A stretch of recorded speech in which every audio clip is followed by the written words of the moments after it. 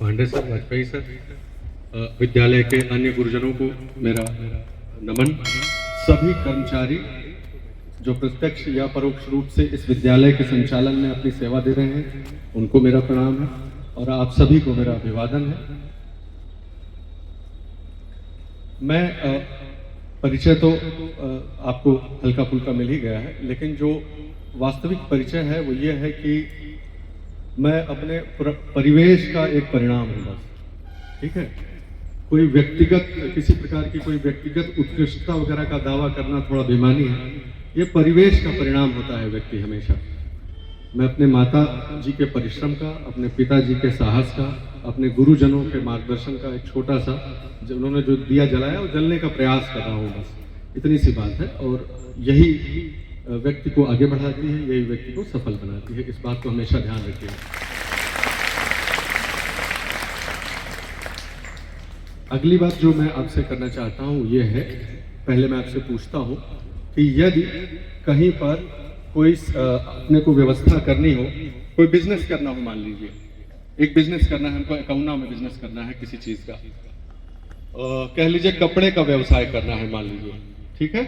तो कपड़े का व्यवसाय करने के लिए सबसे पहले कौन सी चीज की जरूरत पड़ती है, क्या चीज पता होनी चाहिए पहले बिजनेस करने वाले को। मान लीजिए हम और आप सब ये प्रयास करें कि एक बिजनेस करना है, तो सबसे पहले क्या होना चाहिए बिजनेस के लिए, ऐसे ही बताइए, सुन लूंगा मैं। पैसा, पैसा और व्यवहार होना चाहिए, और नियोजन कार्यक्रम नियोजन होना चाहिए, और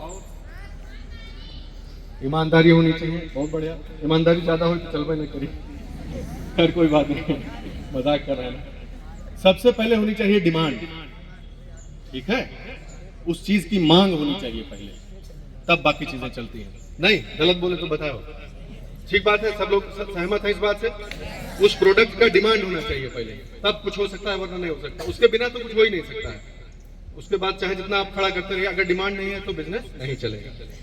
ठीक उसी तरह अगर करियर के लिए डिमांड नहीं है ना आपके अंदर, तब ना हो पाई, चाहे जितना ऊपर से यहाँ से वहां से कोई कोशिश किया करे, महतारी बाप चाहे रेखा हो जाए, ना हो, नहीं होगा। ठीक है, इस बात को ध्यान रखिएगा हमेशा। सबसे पहले अपने अंदर आपको डिमांड होनी चाहिए। तो इस डिमांड का मतलब क्या है, मतलब हर एक बच्चे को, हमारे हर एक भाई बहन को ये पता होना चाहिए कि हम काहे पढ़ रहे हैं। अगर नहीं पता है तो फिर सबके साथ बेईमानी आप कर रहे हैं, अपने भी साथ। ठीक है, सबसे पहले जानिए कि हम क्यों पढ़ रहे हैं, हमारा अंतिम उद्देश्य क्या है इसके पीछे जो पढ़ाई कर रहे हैं। अगर ये पता रहेगा तो आपको, आपके अंदर डिमांड पैदा होगा। डिमांड होगा तब आप प्रयत्न करेंगे उसके सप्लाई के लिए, वरना नहीं होगा। उदाहरण के तौर पर आप में से कोई विद्यार्थी मान लीजिए प्रतियोगी परीक्षाओं की तैयारी करना चाहता है, तो आपका प्रतियोगी परीक्षाओं में बैठने का समय, यहाँ शायद कक्षा 6 से 12 तक के विद्यार्थी है, शायद सबका अलग अलग समय आएगा, लेकिन वो जो समय, जो आपके आगे का पथ है, उसका जो विजन है वो अभी से होना चाहिए दिमाग में, तब हो पाए। पहली बात यह है कि आपको अपने रिक्वायरमेंट्स, अपनी डिमांड जो है वो पता होनी चाहिए कि हमको ये करना है, ये चीज करनी है। वो कुछ भी हो सकता है। इस बात को मैं थोड़ा सा साफ साफ कह दूं कि ऐसा नहीं है कि जो लोग बहुत कठिन प्रतियोगी परीक्षाएं उत्तीर्ण कर लेते हैं सिर्फ वही सफल है, ये गलत बात होगी, हमारा कहना ठीक नहीं है। जो अपने परिस्थितियों में थोड़ा बहुत भी अच्छा कर पाता है, हम उसको सफल मानते हैं। ठीक है, सबके बस सबका ऐसा परिवेश या परिस्थिति नहीं होती कि सब लोग वहीं पहुंच जाएगा। आप अपने स्तर से कितना बेहतर कर पाते हैं, आप अपना जो पोटेंशियल है जिसे कहते हैं, उसको पूरी तरह अगर कर ले जा रहे हैं तो आप बहुत सफल हैं, उसकी चिंता मत करिए।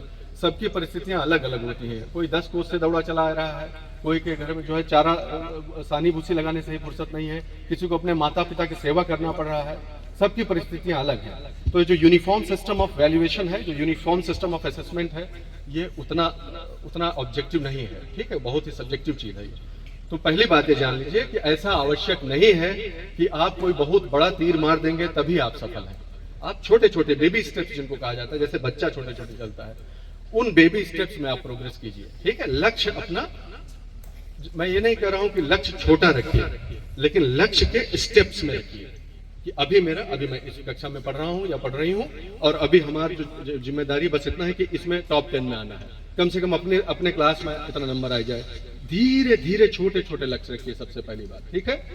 तो पहली बात भाई क्लियर होना चाहिए कि हमको इस रास्ते पे जाना है। एक बार वो क्लैरिटी जब उसको कैसे आएगा, स्पष्टता कैसे आएगी, क्योंकि सब कुछ तो मालूम है ना कि संसार में क्या क्या हो सकता है, कैसे स्पष्ट। ऐसे ही समय पर गुरुजन लोग जैसे हमको गाइड किए वैसे आपके लिए उपलब्ध है वो, लेकिन वो डिमांड आपकी तरफ से आनी चाहिए तब है, जब छटपटाओगे तब।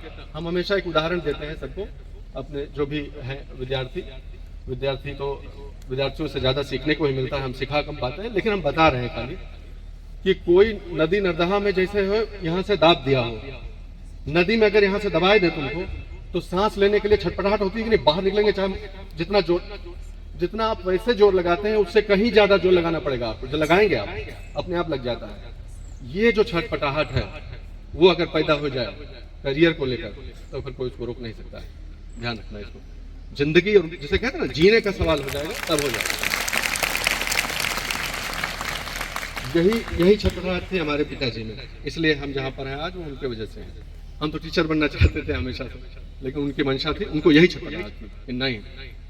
मम्मी हमेशा पूछती थी, पापा ये थे कि उत्साहवर्धन के लिए कहा करते थे इधर उधर कि नहीं इसको तैयारी कराएंगे, आईएएस का तैयारी कराएंगे, एग्जाम क्लियर कर देगा, ये कर देगा, वो कर देगा। तो मम्मी वहां से लौटे तो कहे कि तू तो अपना निकल जाइए यार बार, और हम कहाँ मुंह देखे जब ना हो ये कहे तो ठीक है कि अपना तो निकल दी हो। और झेलक पड़ी हमका सब कि ये बहुत बोलत रहे, ये बहुत बोलत रही बहन जी, ये हो जाएगा वो हो जाएगा। तो ये पूछते थे कि ऐसे कसके होई, तो पापा कहते थे कि कसके न होई, बस यही जवाब था उनका कि होई कैसे ना। ये जो चीज है ये बहुत जरूरी है। तो थोड़ा सा विजन, लक्ष्य को सही से निर्धारित करने का जो वो है नियम वो, और थोड़ा सा जिद्दीपन, ये 3-4 चीजें लगती हैं और कोई भी मुकाम। चलिए ऐसे लोग हाथ उठाइए जिनके 10 अंगुली है हाथ में। अच्छा ऐसे लोग चले तो ज्यादा हो गया, ऐसा हाथ लोग हाथ उठाइए जिसके 2 किडनी है। अरे तो बहुत लोगों को। अच्छा जिसके पास एक ब्रेन है, एक दिमाग है, वो हाथ उठा दे।